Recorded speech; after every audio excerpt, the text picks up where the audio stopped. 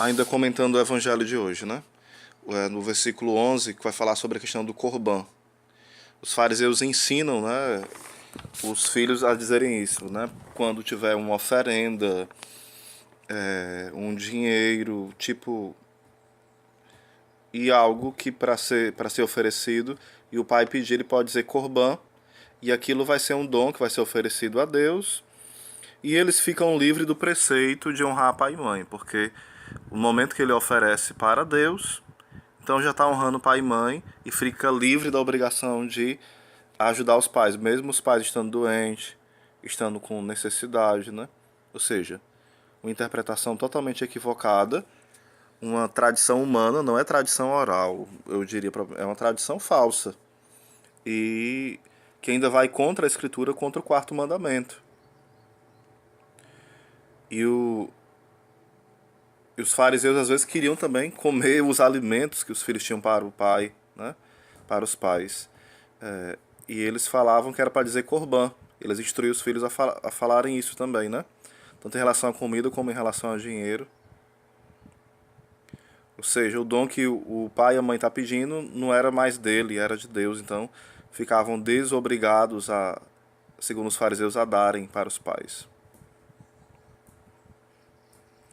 E deste modo, os fariseus enganavam os filhos e, no caso, os induziam a faltar com respeito, com a honra para com seus pais, para poder eles mesmos devorar essas oferendas. E o Senhor repreende isso, os chama de hipócritas, né? Que anulam a lei de Deus em benefício de algo para eles.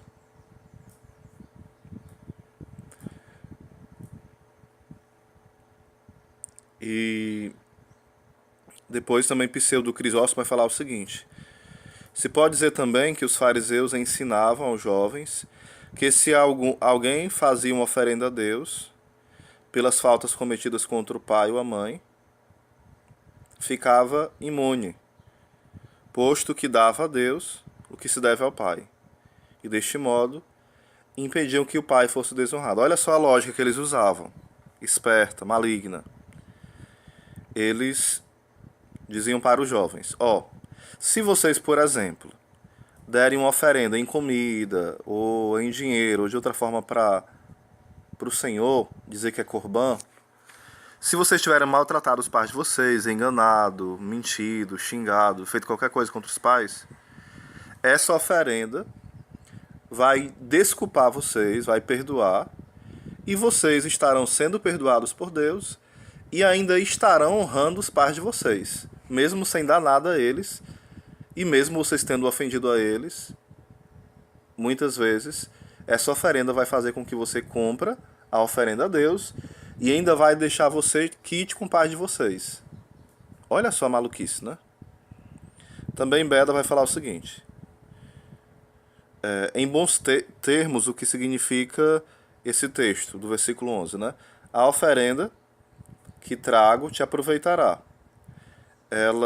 Os fariseus obrigam os filhos a dizerem aos seus pais: eu vou oferecer a Deus o que é vosso alimento.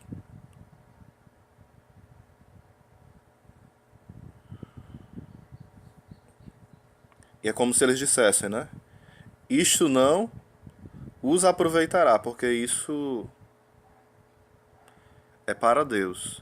E deste modo, os pais ficariam com medo de receber aquele alimento, porque estariam roubando de Deus. E começariam a passar uma vida miserável, até com fome, na pior escassez, porque eles achavam que, de fato, aquilo era mais importante oferecer para Deus aquela comida, aquele dinheiro, mesmo que eles tivessem que passar fome. Vejam a que ponto chega alguém que usa a interpretação da Bíblia ou a interpretação de uma tradição oral para fazer aberrações. Por isso, até hoje a gente deve ter cuidado. A gente vai entender o que a Escritura vai falar e quando a gente também vai interpretar a frase ou então um texto de um santo. A gente não pode pegar aquele texto do santo ou então o texto da Escritura e entender tudo errado e ainda usar contra a lei de Deus. Muitas vezes nós podemos fazer isso, usando a Escritura e usando o texto de algum santo, de algum doutor da igreja, e ensinar baboseira, ser herege, ensinar coisas erradas. Então, para isso, a gente deve estar muito atento a essas coisas. Salve Maria. Um pouquinho do comentário do Evangelho de hoje, Marcos 7, do 1 ao 13. Vai falar o seguinte na Bíblia Navarra. O lavar-se as mãos não era por meros motivos de higiene ou de urbanidade, mas tinha um significado religioso de purificação. A gente pode conferir isso em Êxodo 30, versículo 17. A lei de Deus prescrevia a purificação dos sacerdotes antes das suas funções cultuais. A tradição judaica tinha ampliado a todos os israelitas para antes de todas as refeições, querendo dar a estas um significado religioso que se refletia nas bênçãos com que começavam. A purificação ritual era símbolo da pureza moral com que uma pessoa deve apresentar-se diante de Deus. Salmo 24, versículo 3. Mas os fariseus tinham conservado o meramente exterior, ou seja, havia esse mandamento que a princípio era para os sacerdotes, depois se estendeu a todo israelita, né? Mas esse ato que era higiênico, que também era um ato de purificação externa, eles significavam uma purificação interna do interior. Era algo que apontava para algo mais profundo. Aí, com o tempo, os fariseus foram esquecendo essa parte interior e ficaram só na prática externa da coisa. Então, isso foi perdendo o sentido, né? Por isso, Jesus restitui o sentido genuíno destes preceitos da lei, que tendem a ensinar a verdadeira adoração a Deus. No texto vemos com clareza que boa parte dos destinatários imediatos do Evangelho de São Marcos eram cristãos precedentes do paganismo, que desconheciam os costumes dos judeus. Por isso o evangelista explica-lhes, com certo pormenor, alguns destes costumes para facilitar a compreensão do sentido dos acontecimentos e dos ensinamentos da história evangélica.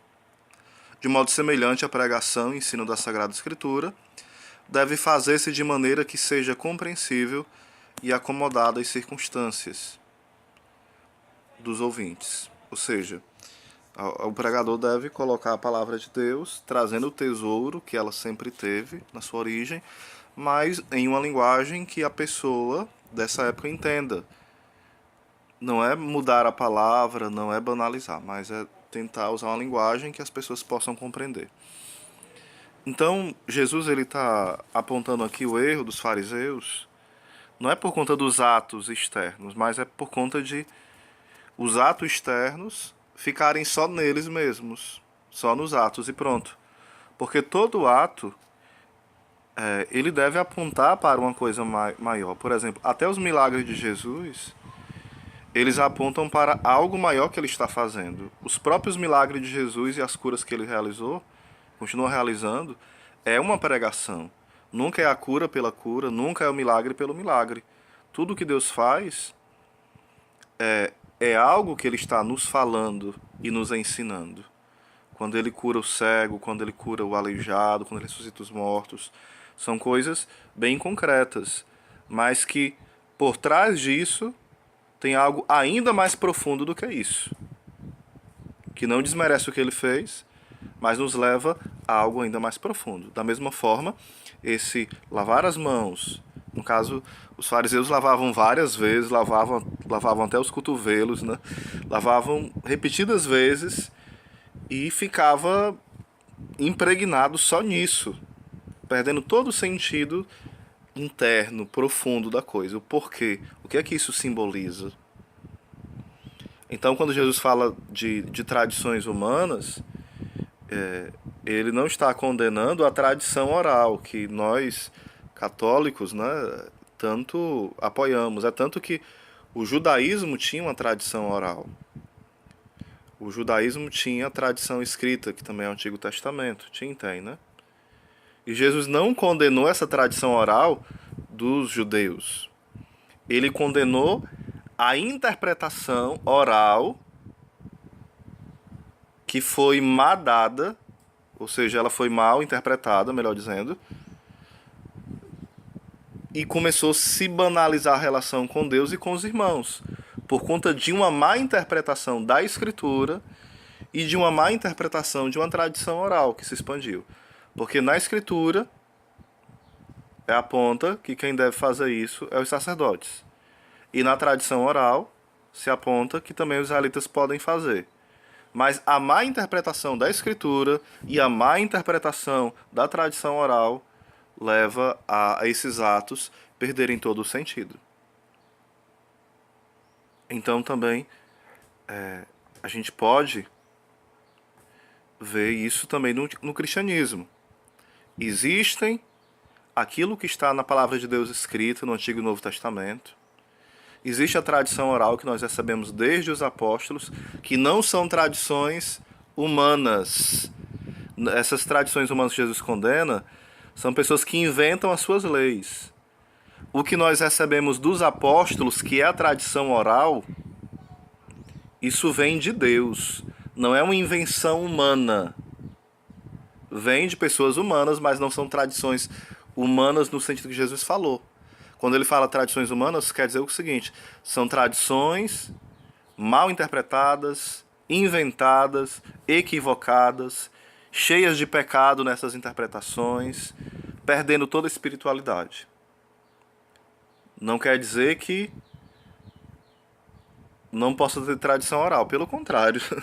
Jesus sempre aprovou a tradição oral, né?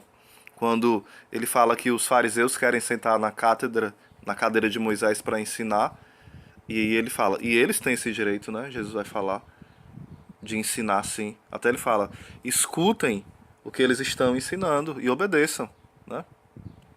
Mas não façam o que eles estão fazendo. Ou seja, os fariseus tinham o direito de ensinar, sim. E eles ensinavam muitas vezes muito correto mesmo, tirando essas exceções que eles interpretavam muita coisa errada. Mas eles tinham o direito de ensinar, né? E daí nós olhamos hoje também, porque os protestantes acusam a gente de viver das tradições humanas. Mas o que nós acolhemos é a tradição apostólica. É aquilo que no livro de Atos vai falar que as pessoas perseveravam unanimemente na oração, na doutrina e na tradição dos apóstolos, ou na doutrina dos apóstolos, dependendo da tradução, né? Ou seja, e essa doutrina dos apóstolos, eles receberam de quem? De Jesus, que é Deus. Então, essa palavra tradição humana não se aplica àquilo que a Igreja Católica vive, mas se aplica a todas as pessoas que querem reinterpretar a Escritura e reinterpretar o que os apóstolos ensinaram e reinterpretar de forma errada. Entenderam? Porque várias vezes na Bíblia, nas cartas de São Paulo, em várias outras passagens, a tradição oral ela é exaltada. Um abraço, que Deus abençoe. Só lembrando aqui também, né? Jesus condena essa atitude deles também porque eles interpretam segundo o benefício deles. Por exemplo, eles começam a interpretar que, por exemplo, se alguém quiser dar o dinheiro, né? É o Corban, né? Se quiser dar o dinheiro lá para o templo, que seria, no caso, para eles, para os sacerdotes, um exemplo, né? Quiser doar o dinheiro ali e disser que é para o Senhor, pode abandonar pai, pode abandonar mãe, em nome de Deus. Olha aí, eles começam a reinterpretar a lei e até desonram o quarto mandamento em benefício de receber dinheiro. Olha a loucura da interpretação. Totalmente sem noção, né? Buscando os próprios interesses, buscando os benefícios, a avareza, né? O amor ao dinheiro. Como fala São Paulo, o amor ao dinheiro, o apego, né, ao dinheiro, o amor ao dinheiro é a raiz de todos os males. Essa desordem, essa alma ávara, avarenta. Então, isso que estava prevalecendo em muitos grupos dos fariseus. Não eram todos os fariseus que eram assim, mas grande parte estavam assim, infelizmente, com meras tradições humanas, que não simboliza a tradição oral.